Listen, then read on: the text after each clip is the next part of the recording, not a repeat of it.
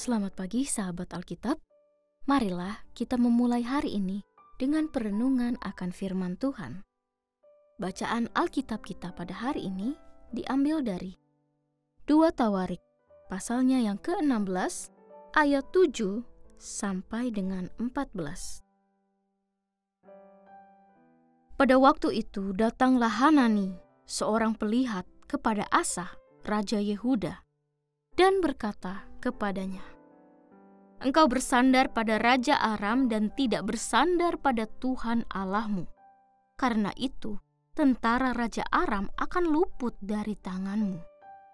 Bukankah tentara orang Etiopia dan Libya besar jumlahnya, serta kereta dan tentara berkudanya sangat banyak?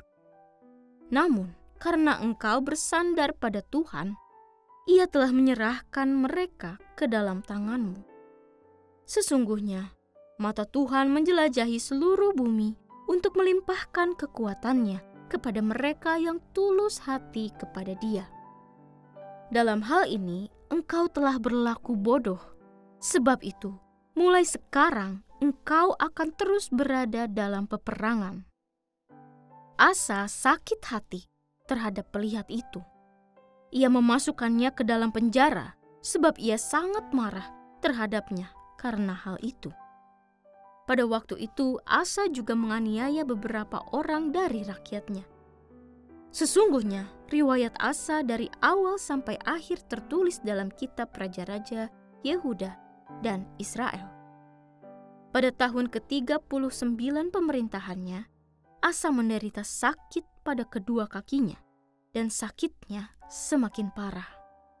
Namun, dalam sakitnya, ia tidak mencari Tuhan, tetapi para tabib. Asa mendapat perhentian bersama nenek moyangnya. Ia meninggal pada tahun ke-41 pemerintahannya. Ia dikuburkan di kuburan yang telah digali baginya di kota Daud. Mereka membaringkannya di atas pembaringan yang penuh dengan rempah-rempah dan berbagai rempah wangi yang dicampur menurut cara pencampur rempah-rempah. Lalu mereka menyalakan api yang sangat besar untuk menghormatinya. Sahabat Alkitab, setiap dari kita pasti pernah ditegur oleh orang lain. Entah itu dalam peristiwa sederhana sehari-hari atau dalam situasi pergumulan berat yang kita hadapi. Rasanya pasti tidak nyaman dikala menerima teguran. Biasanya kita cenderung reaktif menanggapinya. Padahal, kalau direnungkan lebih mendalam, bukankah seringkali dalam teguran itu ada masukan yang patut dipertimbangkan untuk perbaikan dan pertumbuhan kita? Bahkan secara spiritual, kita bisa juga memahami bahwa mungkin saja dalam teguran dari sesama itu ada kehendak Allah yang juga ingin menyapa dan menegur kita. Inilah yang terjadi saat seorang pelihat bernama Hanani menegur Raja Asa. Pada masa itu, ada seorang pelihat bernama Hanani. Ia menyampaikan kepada Raja Asa bahwa pilihan untuk bersekutu dengan kerajaan Aram dan melakukan pembalasan terhadap Israel dengan cara-cara yang telah dilakukannya tidak diperkenankan Tuhan. Hanani mengingatkan Raja Asa bahwa seharusnya Raja meminta pendapat dan pertolongan hanya kepada Tuhan, Allah Israel dan Yehuda, yang selama ini selalu melindungi dan memperkuat kerajaan Yehuda di hadapan musuh-musuh. Penyertaan Tuhan sudah semestinya dibalas dengan ketaatan dan kesetiaan. Namun alih-alih menyadari kesalahan dan berbalik kepada Tuhan, peringatan tersebut justru membuat Raja Asa marah dan memenjarakan Hanani. Tidak berhenti di situ, di kemudian hari, Raja Asa juga melakukan tindakan tercela dengan menindas sebagian dari rakyatnya. Asa semakin menjauh dari Tuhan hingga akhir hidupnya. Bahkan ketika menderita penyakit yang cukup parah pada kedua kakinya, Asa tak juga sadar dan mencari Tuhan. Sebaliknya, ia justru mencari pertolongan di luar Tuhan. Sampai akhir hidupnya, Asa tidak kembali kepada Tuhan.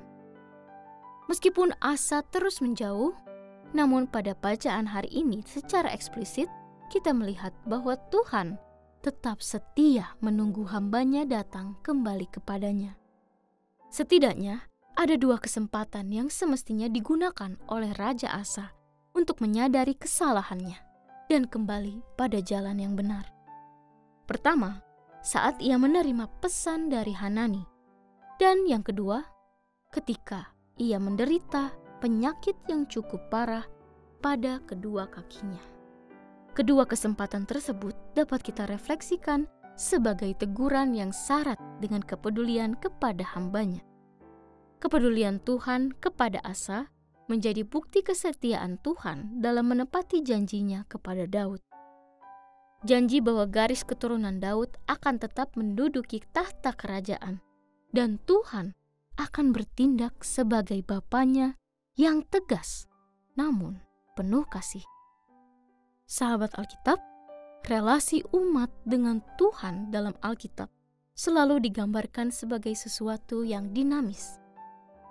Tuhan memahami keterbatasan umatnya, sehingga ia sadar betul akan potensi manusia untuk jatuh dalam dosa serta melanggar ketetapannya. Maka dari itulah Allah tidak hanya menyatakan sapaan kasih-Nya, melainkan juga teguran yang mengubahkan. 2 hal tersebut justru membuat kita menjadi pribadi yang konsisten dalam menyembah-Nya, serta mewujud nyatakan kehendak-Nya. Poin refleksi bagi kita ialah sejauh mana kita memahami bahwa dalam sebuah teguran terkandung kepedulian Allah yang begitu besar. Teguran itu bisa saja hadir melalui sesama kita, sebagaimana Hanani yang menyampaikan tegurannya kepada Raja Asa.